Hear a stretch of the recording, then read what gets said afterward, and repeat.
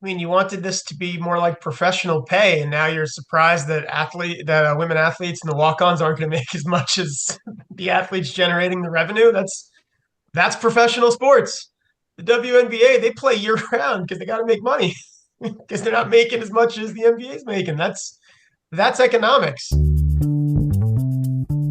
Greetings and salutations and welcome to the Odd Coaches Podcast. I am your host, Dr. Keith Adams. And on today's Throwdown Thursday edition, we make the transition, or dare I say the crossover, to primarily college basketball segments 1 and 2, and then some administrative items in college football and athletics in segment 3. So let's jump into it. The men's net rankings, a lot of basketball this past week. Auburn's number 1. Duke's number 2, Houston's number 3. Try to make some free throws, folks. Tennessee is number 4, at least for now, because they're not playing very well. And Florida's number 5. In terms of the mid-majors, Gonzaga, St. Mary's, Utah State, Memphis, and San Diego State. Teams to watch, Ohio State and UCLA. But let's get to our story of the week, playing against your old team.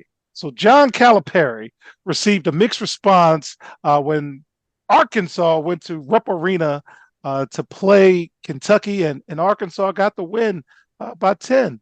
You had some former Wildcats playing, and it's always interesting going back to your old spot. So with us today, Mike King. Mike, team leader. What do you think about Calipari going back to Kentucky? Were the fans too harsh? Any thoughts on going back and playing your former team in a situation like Calipari? As a petty person, that's opportunities. What that is. So I'm sure that's one he circled from the very first moment that he saw it on the schedule.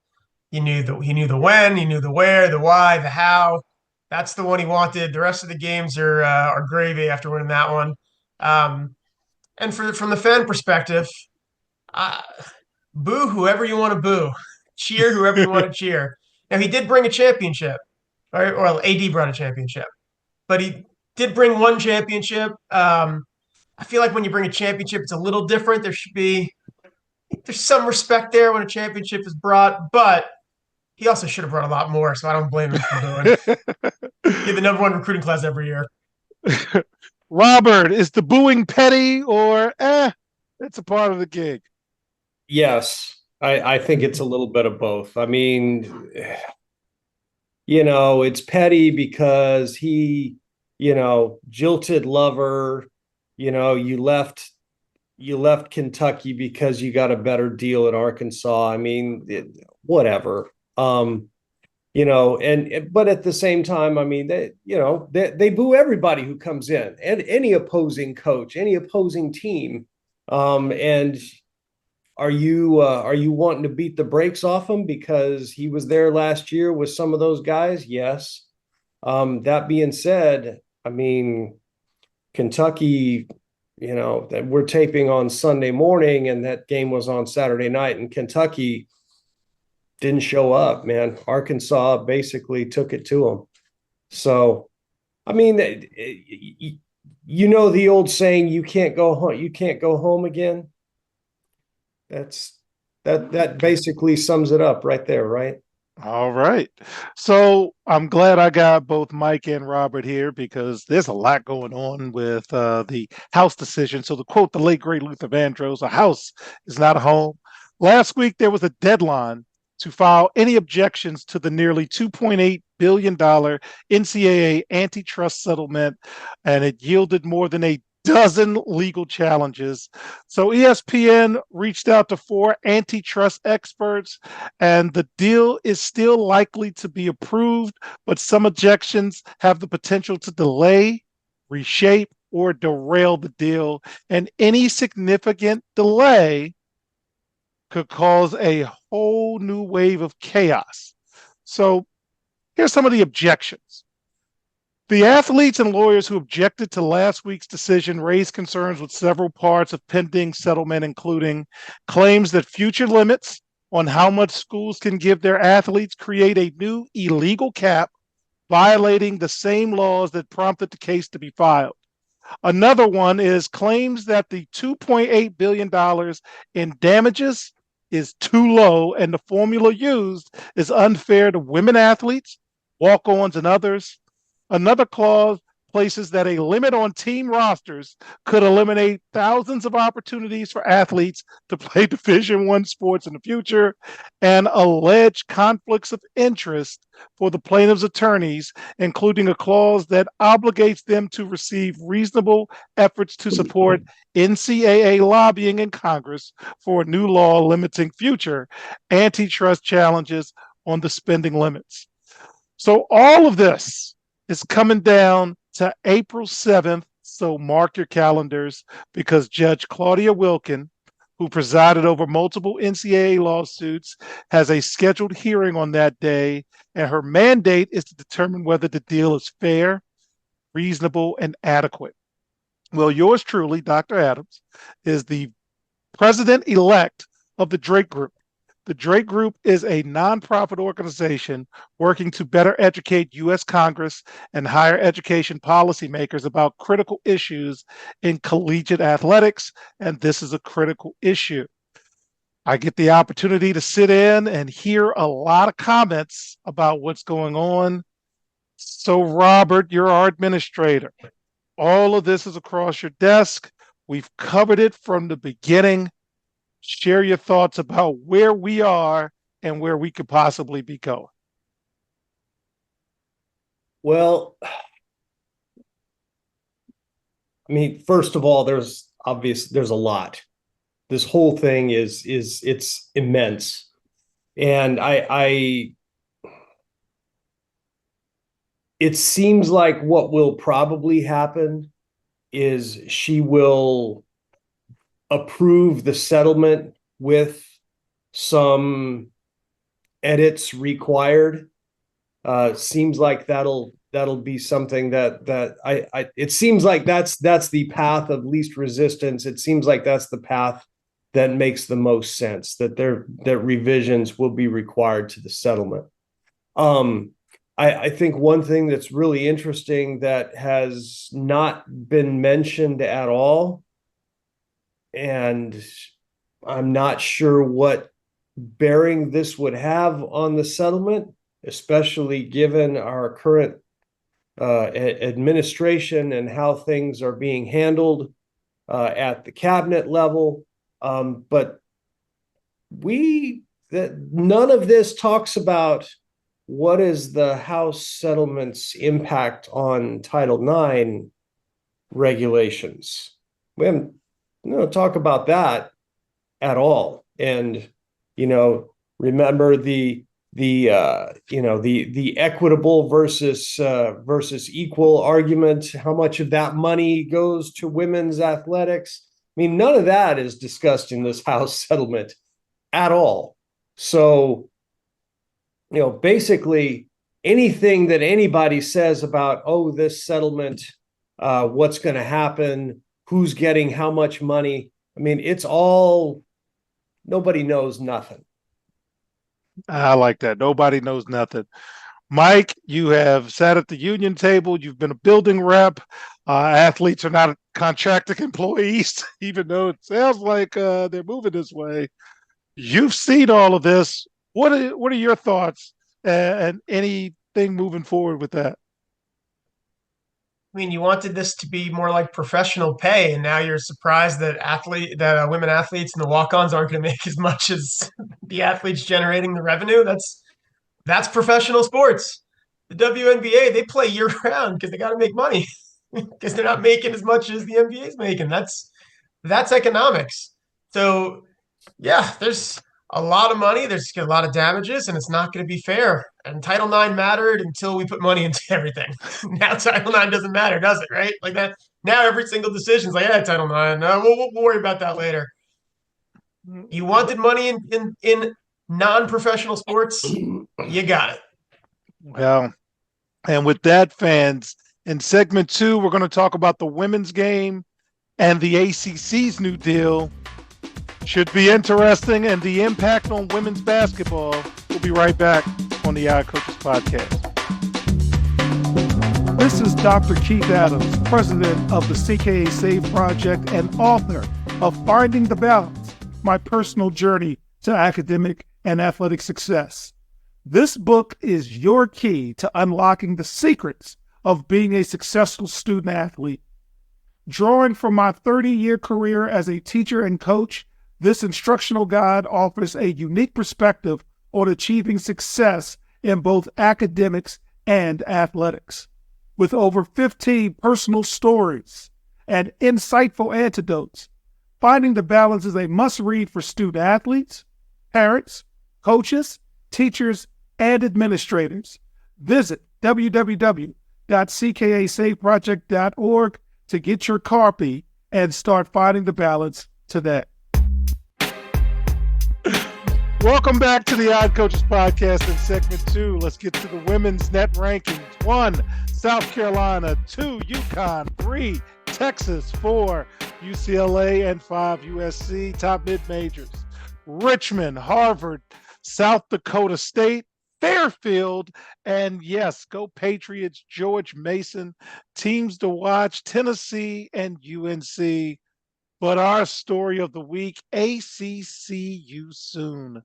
ESPN has agreed to pick up its option to continue broadcasting ACC sports through 2036. Funky year coming up with these contracts. The agreement is a critical step towards securing stability for the conference because that instability got them into court with Clemson and Florida State, and these ongoing lawsuits could be settled. Multiple athletic directors told ESPN that this could also affect ACC's relationship with Notre Dame to strategically create more games against the conference top-tier teams. Notre Dame currently plays 5 to 6 regular season games against the ACC and is a member of the ACC and all other sports.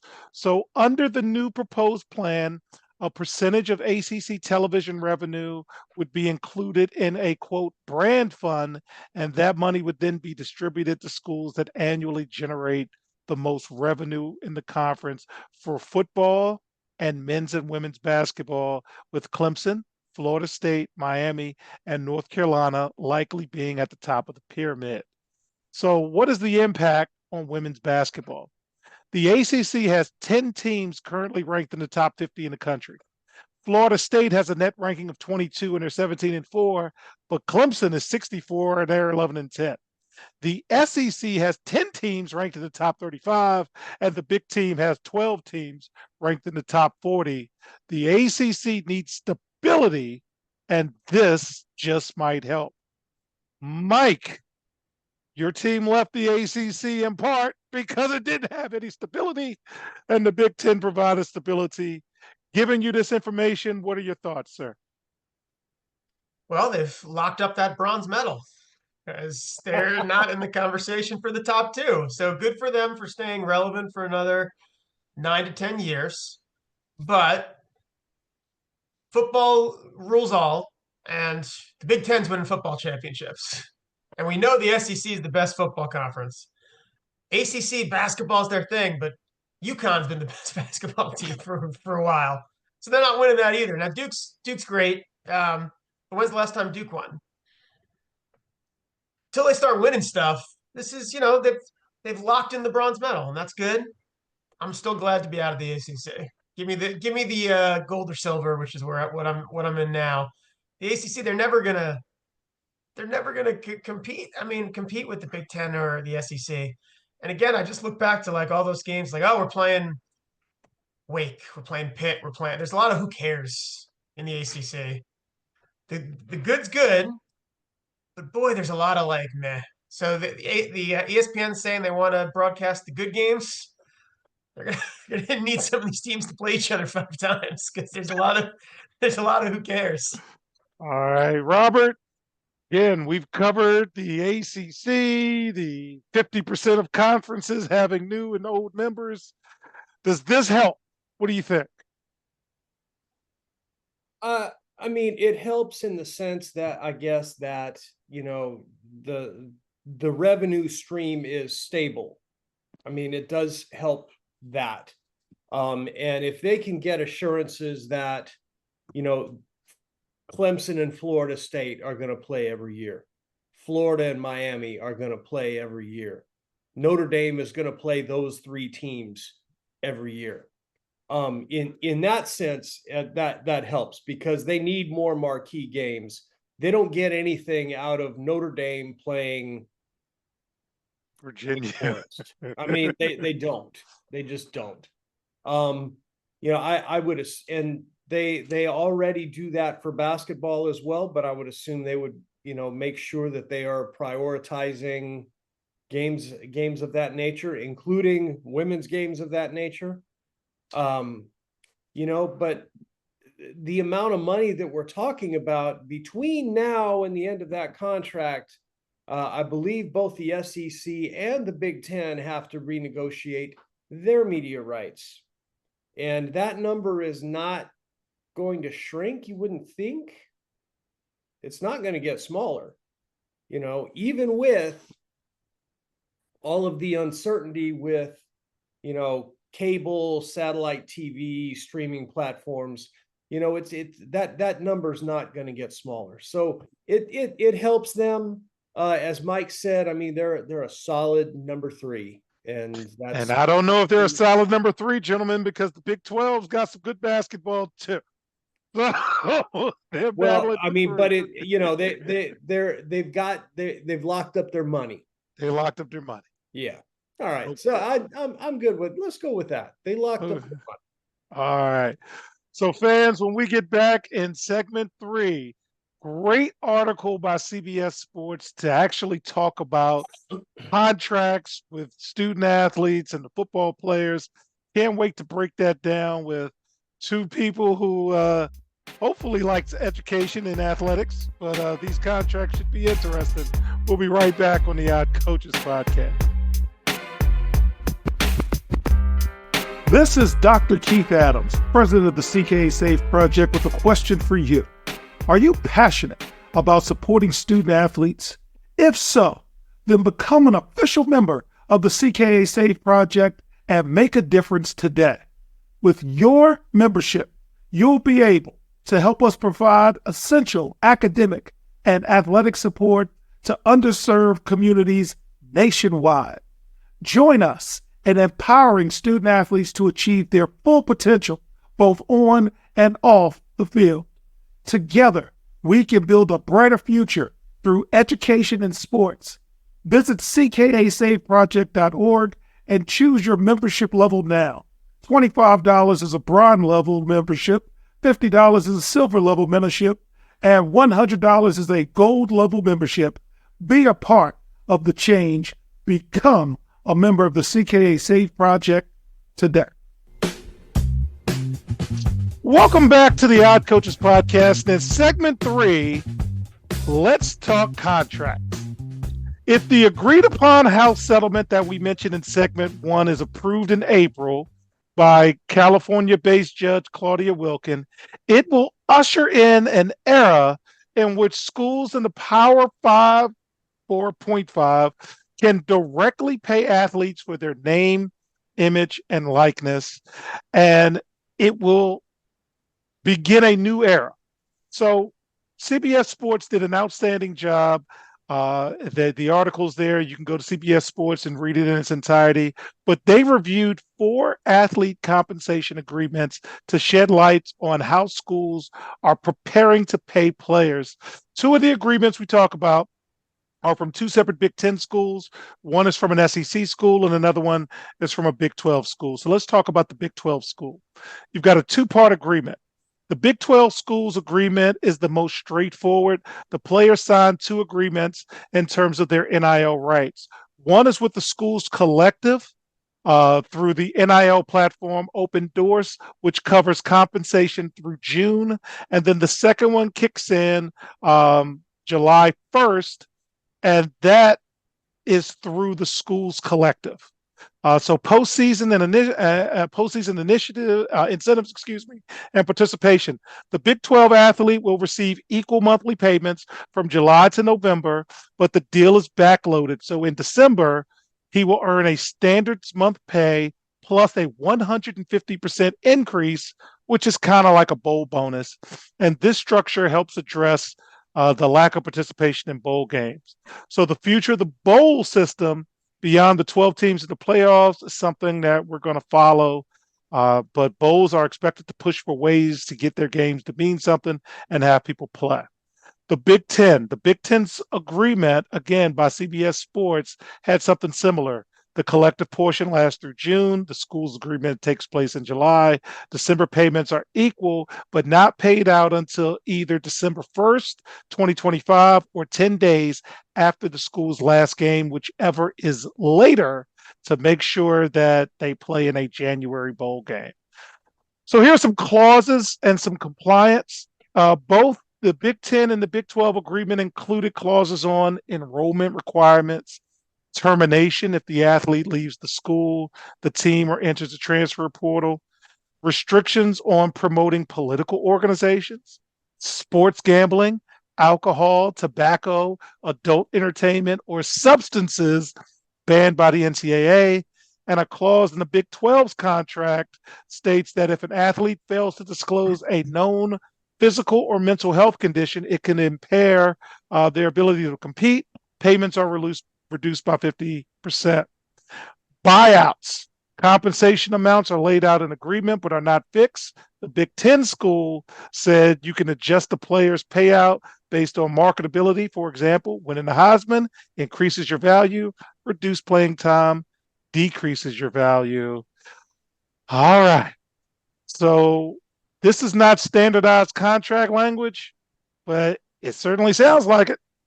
Mike, my union guy, what do you think about the direction some schools are going to take if the House settlement is approved in April? I think it's the same line we've said from the beginning. The players just wanted beer money. Why didn't you give them beer money when they asked for it? This would be over. This is nonsense. There should be a set amount of money that every athlete gets. The end. And then this would be palatable. But when this isn't going to be the end. There's going to go to court. Someone's going to be upset that how come I'm not making as much as this person? Why isn't it the same? Why are men making more than women? Why? This answers some questions, but 7,000 questions will continue to exist. There are questions we can't even think of right now that are going to come up that people are going to complain about. The courts are only going to make it more confusing when they continue to rule in favor of whoever's complaining about every little thing. And it's not college athletics anymore. I see this and I think, why would anyone want to be a college coach? That sounds awful. Because now you're not just a coach, you are a fundraiser, and you have to fundraise for a thing that changes every 5 seconds. It's stressful just reading this. They need to make it the same. That everyone gets this. Sorry, you were getting $8 million in the old NIL system. We're going to change it. Everyone gets 50 grand or something, some nonsense. You're still getting paid more than the college professors. So what are we doing? Let's come back to what are we doing? They publish what the college professors make. It's almost they make less than public school, like at a lot of these schools. So what are we doing? Just every athlete gets a certain amount of money, which is a ton of money, and then we're done. And then we don't have to worry about every little bullet point and look over this with a fine-tooth comb. Everyone gets a certain amount of money. That's how it should go. I don't like any of this. I understand this is what it is. I just don't like it. Robert, you are our administrator. You've been an athletic director. You know about the July 1st fiscal year piece. You get that.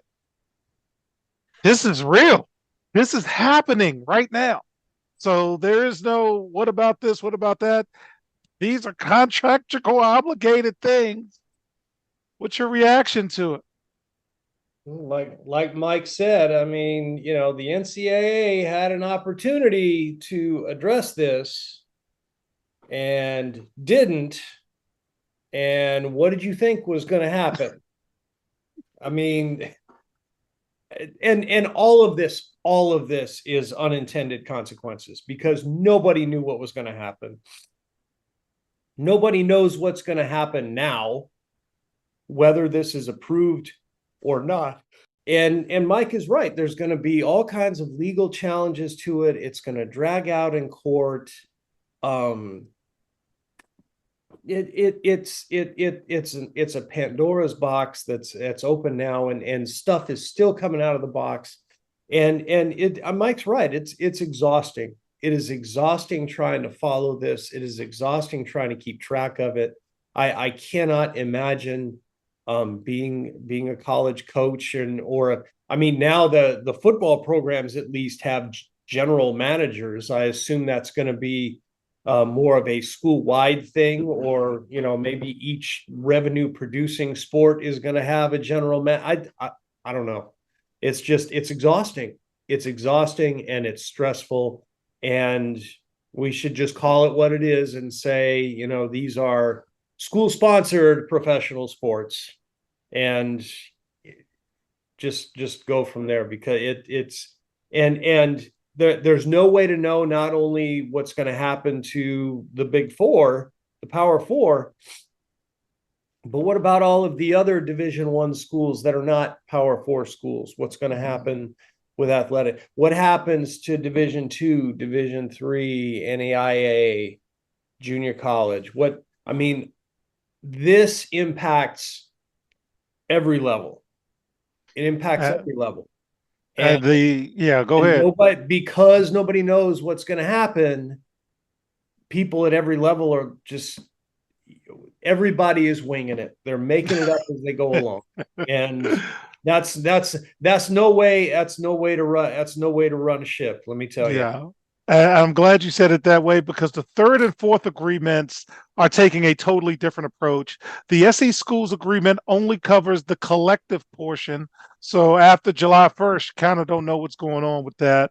The player signed a deal with the schools collective via an NIL platform. An NIL agent with a player on an SEC team's roster expects the school to send revenue sharing contract paperwork in May after the House settlement is formally approved, if it's formally approved. And the second Big Ten school is expected to route most of the payments through the collective while using the $21.5 million in revenue sharing to fund rewards for top performers, which may be in violation of Title IX. So, yeah, it's a lot, and it's going on, and we will cover it. Before we close, Mike, any final thoughts on all of the legalese? You never thought in athletics would have so much legalese that we're talking about. Any final thoughts, sir? Let's go back to illegal handshakes with cash. I asked. I did. I did. That's on me. That's my fault. And Mike's heard me say that at a meeting. I should have asked you. That's my fault. Okay. Robert, any final thoughts before we wrap up, sir? What is there to be said? Nobody knows nothing. Yeah.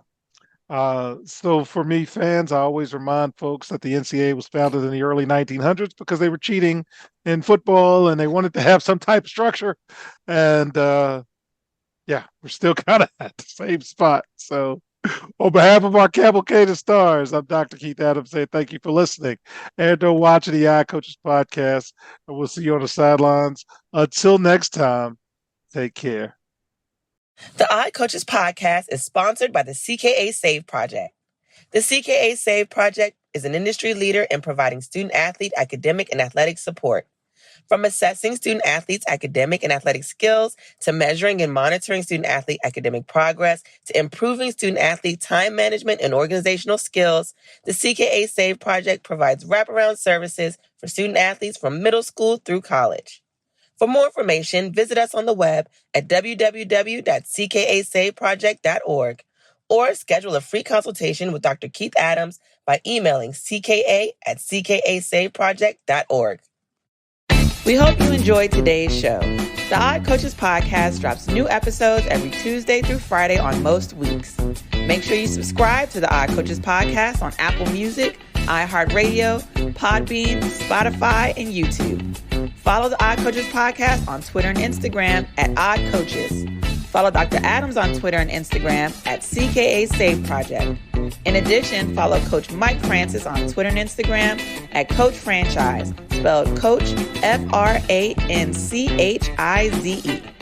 For more information about the CKA Save Project, please visit them on the web at www.ckasaveproject.org.